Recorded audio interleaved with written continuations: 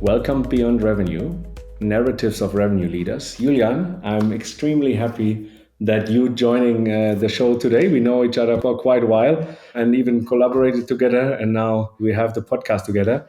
I think quite interesting is that you started in accounting and as an analyst before you really moved into sales, so got the basics and numbers straight. And then you moved into sales and made your way up through, I would say, several positions, and now being the CRO of Makersite.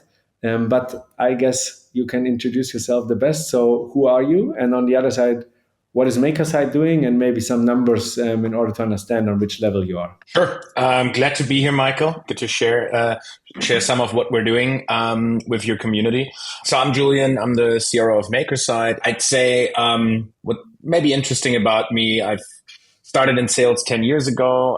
First, learning the craft just from the SDR role on. I initially always wanted to go into investment banking, and that really at the end of university, I had to pivot very short notice. And I found myself in a sales role at a rocket internet company back then called Helpling. And that sort of got me excited around sales. I just knew that it needed to be something different than, e-commerce, and ended up in SaaS very luckily by discovering the field, being approached by Falcon back then. And I think this is still I would say the big step that got me into this direction, and then really fostering my craft along the way, getting into the AE position, getting into first management experience, then leading a larger team at New Relic. With Makersite, we're now built this up until 150 people. I joined the company when it was really small at around, I think it was 8 or 9 people back then, and it was really CEO-led selling, so founder-led sales. And we've now built this into more than 150 people, a machinery of almost 40 people in the go-to-market organization. And in terms of just bucketing us in size, we're north of the 10 million ARR mark. And I'd say we're really the dominant player in the little space that we're building out for us, and fastly capturing for ourselves. Sure, nice. A lot of experience. I'm really looking forward to this discussion. Can you give us a little bit overview of what is Makersite doing and what are who are your clients? Yeah, so we help manufacturing enterprises, mostly north of $1 billion in annual revenue, build better products faster. And what that means is really, in a technology foundation, we help them understand their products and their supply chains in detail, fully automated. If you are a company with a complex product today, it may take 6 months to get an appropriate analysis of the environmental impacts this product has. This is becoming more and more relevant in today's business and selling to your clients in the manufacturing space, for example. And we automate these kind of activities down to a minute. Our clients are pretty diverse, but it's mostly in manufacturing anchored around electronics, the heavy manufacturing space, also the chemical space. So we have companies like Microsoft and Lenovo from the electronics space, companies like Siemens Energy, Daikin in the more heavy manufacturing space, Schneider Electric as well, and then as well in the chemical space. One would know would, for example, be 3M. So it's really large enterprises that work with us, and all of them really have the goal to better understand their products and supply chains, and then have different use cases around sustainability, compliance, cost, and risk that they're addressing. Super interesting. Full enterprise game. Let's get started. Question in the beginning. You have a lot of experience in sales, and from your early days in sales, right, where you did the groundwork, the bread and butter of sales. From this early experience, is still something shaping your CRO role or your leadership as a CRO today?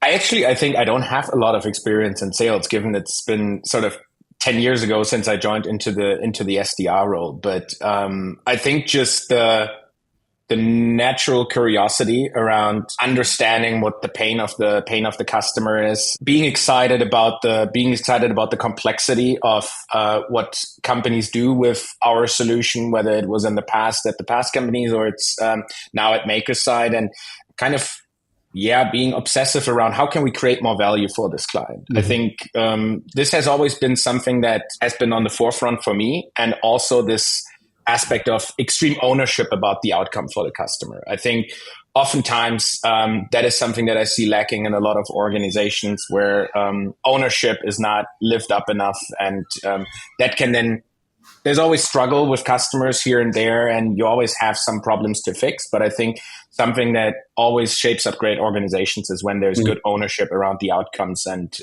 what you want to deliver to the clients. Fair. So as a CRO, you're now responsible for aligning all functions towards client, right? So marketing, sales, I guess customer success. So in order to foster this ownership, what's your framework on driving, let's say, cohesive approach across those functions? Yeah. Actually, customer success is not with me. We are a pretty heavy implementation, or let's put it this way, we are a solution that has a heavy implementation up front. So when you become a client in its first phase with Makersite, it's 3 to 6 months, 3 to 6 months of implementation. You also have, expansions thereafter. So we follow a land and expand motion. And for the time being at the moment in our services team, it makes more sense to have customer success there because they're also closer to the domain experts that they need to engage with on a weekly basis.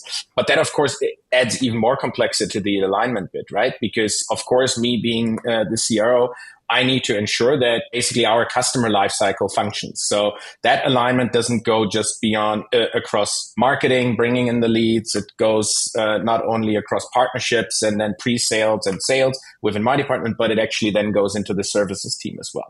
And therefore, we have very strong alignment with our services team, even as far that it goes into the engineering. If there's, for example, certain engineering dependencies in an implementation. And the way we look at this is always who owns what KPI. So making sure that there's clarity on basically who owns customer retention, who owns customer expansion. I see this often enough where that kind of ownership is ambiguous. Maybe there's two different roles responsible for the same KPI. And that has, even we had this in the past, and that has always led to confusion of ownership and therefore not the best outcome. So I think that is one thing that is important. I think the other bit is have the right framework of meetings where these type of KPIs are reviewed, and the knowledge that needs to be transferred between the folks involved in the customer lifecycle is transferred appropriately. We, for example, in terms of the front end of the customer lifecycle, we would always have a weekly pipeline meeting. Then, of course, there's a forecast that not just involves the sales managers, but also involves the partnership manager and as well the pre-sales. But then there's also a customer success forecast, and then there's a services alignment. So making sure we really look at the KPIs that everyone's owning on a regular cadence. And I think just enforcing the ownership of this and making sure that people understand dependencies well and understand as well when and how to escalate. I think these are the other aspects that one needs to ensure that there's good standard operating procedures in the business that as well ensure that when you do complex things, you can still execute well. Fair enough. So your approach is rather a structured standard operating procedures approach than an autonomous approach. Where do you give them the team's autonomy where they can focus on, and where do they need to follow your structure? Is it rather hard or rather a soft approach? Yeah, I would say, nothing is ever perfect, right? So we are doing something that's pretty hard. There's a lot of stakeholders involved. So I would say we strive to have this structure and we strive to enforce it. But as you know yourself, leading a business, this is always, it's a process in the making. So we're by no means perfect there, but I think we're having a good approach and a good path to get to where we need to be. I think it's always important that you trust the capable leaders in their execution.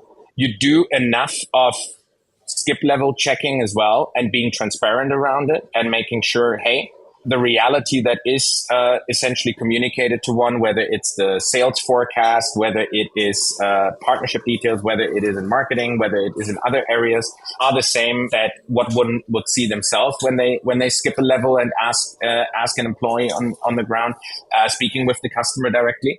But I think more importantly, it is my job or our leadership's job to set the agenda, right? I think we hire very capable leaders in our business to execute within their specific domain.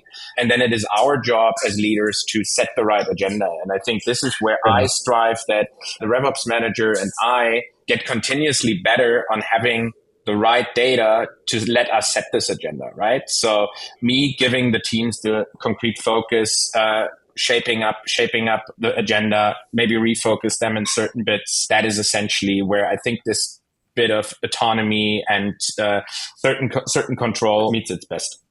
Absolutely, yeah, yeah. So look, I truly believe in SOPs and a structured approach because it helps all function, right? It helps you, it helps the leaders, it helps the ICs to better operate.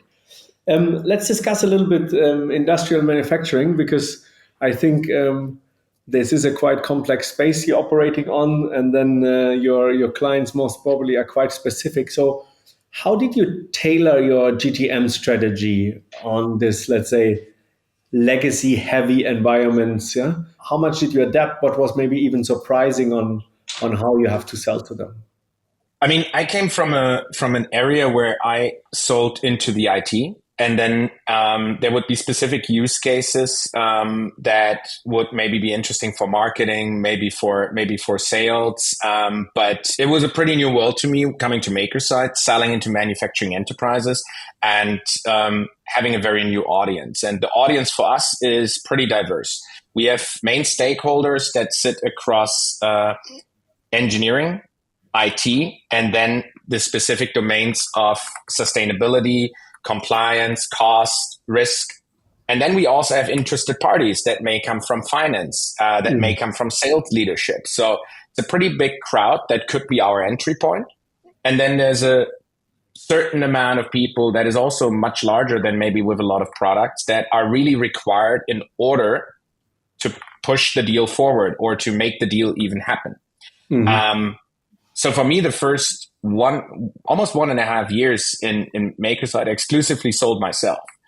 Because when I joined, I had the ambition to build up a team right away again, as I was accustomed by then to, manage and lead a team and grow it.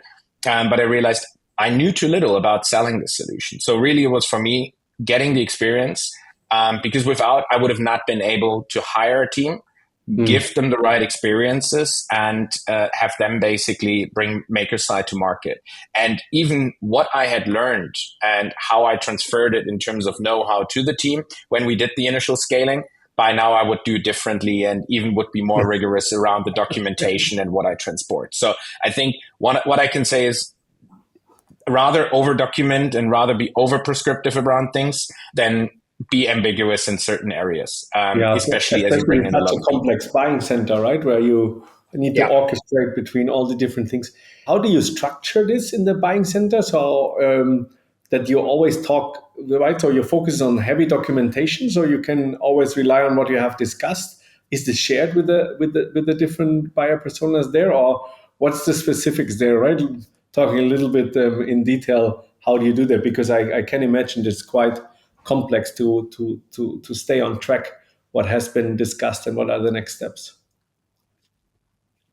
I mean, we have different ways of how we do this across our sales cycle, different tools as well to involve different buyers. But I think we are in a space which is as well on our buyer side not always clear. So the structure in one company of the same industry, how they're dealing with this and who owns the problem could be very different in the next company. So for us, it goes very, very much that we find an entry point, and then our account executives, once they take on a lead and there is the right buying signals and we have qualified the right business pain, they will involve the stakeholders that we know are needed in order to drive a deal. And this is pretty standard across all our deals, where we will need to have ownership from IT or someone with a digital responsibility. We need to have certain domain experts involved. We need to have certain people from engineering and so on and so on. And then it is really about driving the right steps to address whatever the concerns in the room are on the customer side, and whatever we need to validate in order to ensure that there's a good fit for us driving business forward together and solving their business problem at scale. So we follow a pretty good land and expand approach there, where in the past we would typically try to get our first in with a company with a POC. And then over time, we have done our learnings and grown actually into doing a pilot approach where we by now have a good way of getting into a company, do a first implementation with a business unit, with a specific audience, drive some significant ARR right away, prove out value very well, be very, let's say, obsessive around driving the value that happens there initially, and then have a good basis to scale out. Fair And I enough. think we've done Interesting. good steps of documenting that approach and sort of templating it by now. There's of course variations, but I think that that's what we've done over time now. Good. So did the piloting help you as well to reduce sales cycle, being more focused on one specific case you solving and then getting into design, or do you have in general challenges with long sales cycle, or is this not so much a topic? I mean, it's enterprise, so the sales cycles are in the range of 6 to 9 months. But what we have found is basically that whether you do a 25K POC or whether you do a 200K pilot, the sales cycle is pretty similar. The buying journey doesn't change too much, but the stickiness after someone takes 200 grand and invests it into implementation and licenses for a pilot is of course a different one than when you do a POC for 25,000. For us, as well specifically, the value that one gets out of a pilot is of a different magnitude. And it's something that we have experienced transports much better to the stakeholders that own the business figures that we impact. And therefore, we have a much better and faster way to then expand that customer thereafter. Understand. Changing a little bit the topic to more sustainability topics in your business, is sustainability is quite a big topic in selling, is right? Or they want to develop more a sustainability approach. Is this something you can help them to develop, to understand or optimize their operations in a more sustainable way? And does it help you to drive revenue on your own, or is that not such a topic? Quite honestly, I think current times show us very well on a macro level that everything is sort of tied to money, right? Unfortunately, a lot of the voluntary stuff that has been, announced 2-3 years ago, when the political landscape was different, a lot of that is being drawn back, right? Especially in the United States. That is something where there was not so much value attached to it, right? It was something that was very much driven by regulation or by publicity or by political expectations. What we have always looked at is driving value that is attached to money. So we have very much main business areas that we impact. There's declarations around the sustainability of a product that companies need to deliver to customers. Otherwise, they may be excluded from an RFP. They may be not able to sell into a certain market. And these type of declarations can take months, or they're just very expensive and they take per declaration around 20 grand, 30 grand. And therefore you either way have the situation that you're saving a company from risking tens or hundreds of millions in revenue, or you're just lowering their cost of doing business, right? So you're impacting their COGS. The other bit is driving as well value through tool consolidation. So given the fact that we have so many different use cases that we address across an organization, we actually drive value by making sure you don't spend money on 5 solutions to solve different complex matters, but you have one solution that has the capability to really solve the use cases that typically 5 different solutions need to solve. And that is, of course, in times where, the bottom line is often reviewed, especially with companies that may struggle here in Europe, of course, a very compelling case. Fair. Understand.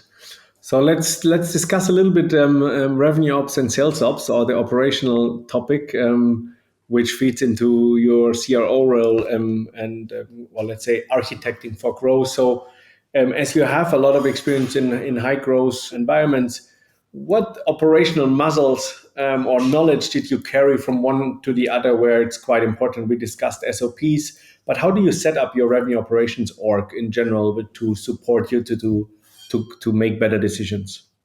Yeah, I think in terms of the operational muscle, when you come into the CRO role, you can come into this role from different angles, right? You could come from a VP RevOps background, you could come maybe from a marketing background, you could come from a sales background.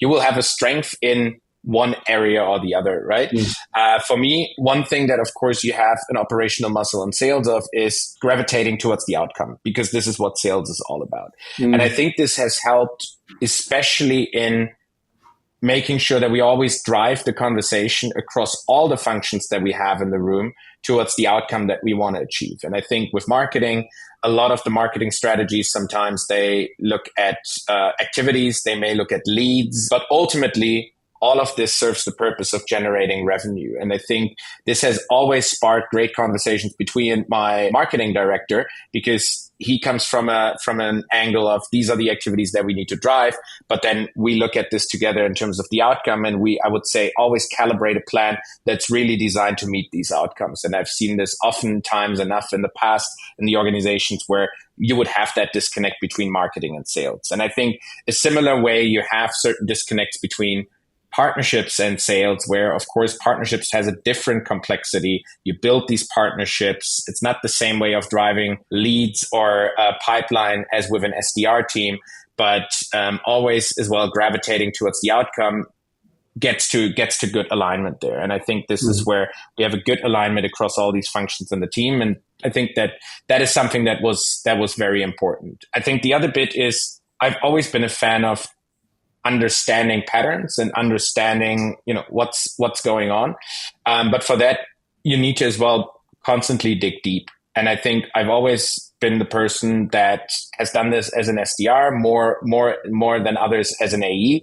And I still continue to do that when I look at what we're doing today, which, I think is one of the things that helps steer certain things back on track sometimes when things may be overlooked. There was a second part to the question, more about the revenue operations part. Yeah. So how do you have structured the revenue operations as a support function for you, right? To really have a Yeah. focus on the right topics, and they prepare the topics. How is it? How do they support you? I think we're still at the beginning there, to be honest. We've started having RevOps, I would say, in the first phase together with you. I think you guys at Karamanski got us started, which was more, I would say, sales ops than RevOps at the beginning. We then had certain areas where we did RevOps activities in order to kind of get more predictive around what we're doing in our business. And really last year, we then hit this point where we thought, okay, we get our first in-house RevOps manager on board. And now we're working on expanding this team. It's really a balance at the moment between strategic and tactical tasks, right? We've basically at the beginning looked at our systems and alignment that we need to drive in order to allow for better scale. And part of that was alignment with finance, getting our reporting aligned with finance, aligned with our investor reporting that comes from sales, and making sure we have the right data foundation and we have the right processes that allow us to continue having the right data foundation. So we're not getting into a rhythm where there's constantly cleanup of data. And I think this has taken a bit of a time because it was overlooked in for a bit when you grow very fast. But that was one of these fundamental strategic things to get started. And since then, we've sort of been going into how can we get more predictive around what is happening across our life cycle. And we've mostly honed in so far on everything up until this is handed over into implementation, in order to kind of build a roadmap of where are the low-hanging fruits of how we can improve certain metrics that ultimately, of course, end up in higher ARR. And then there's some testing around getting more information out with LLMs, using that information then to drive certain activities across marketing, SDRs. And then there's very tactical things, like we've had a funding round that we just closed and announced last week that, of course, RevOps for a good 6 months on, every week me asking questions and getting certain numbers out of our systems. And I think it's just about what I desire to have is having the right capacity to address the strategic topics that we need to address in order to get the company into the shape that it needs to be for further growth. And at the same time, have the capacity to address tactical topics. Fair enough. So it already does help you to balance, let's say, or to have more insight around to reach your long-term goals? Or I understand that it already works, that you get the insights and it helped you to solve some issues, but it's always challenging with long sales cycle to differentiate or balance between short-term goals and long-term strategic development. And this role, in my opinion, should be there in order to support you to drive the right decisions, right? So that's what you're going for.